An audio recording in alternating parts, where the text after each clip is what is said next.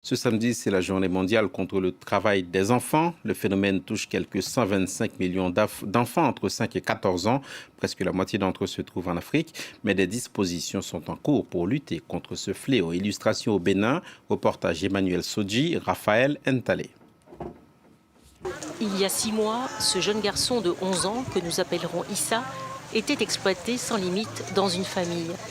Il gagnait l'équivalent de 6 € par mois quand il était payé. Mon père est décédé et ma mère est au village. C'est mon oncle qui m'a placée chez les gens. Mon employeur disait que je faisais trop de pagaille, donc je ne pouvais pas être payée. Aujourd'hui, le jeune garçon vit dans une chambre qu'il loue avec 6 autres enfants du marché. Issa est obligé de travailler pour survivre. Tous les matins, on décharge des camions d'ananas ou d'arachides. Chaque jour, je peux gagner 3 ou 4 000 francs CFA, environ 5 €, si je travaille bien.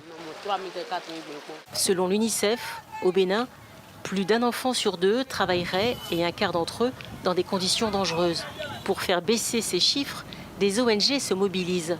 Des éducateurs sillonnent le plus grand marché de Cotonou, discutent avec les enfants de leur situation, puis les orientent vers cette baraque. Nous avons entre 300 et 500 enfants qu'on rencontre dans le marché qui travaillent dans le système de rue. Mais quand on prend les enfants en général, ça va vers les 1000, 1500. Alphabétisation, écoute individuelle sur leur temps de pause. L'objectif, après une enquête, c'est la réintégration familiale. Malgré la répression, les communautés, les parents, les tuteurs n'ont pas encore complètement intégré le fait que les enfants ne doivent pas être utilisés au travail, les enfants ne doivent pas être exploités. Depuis 2019, les autorités ont durci le ton.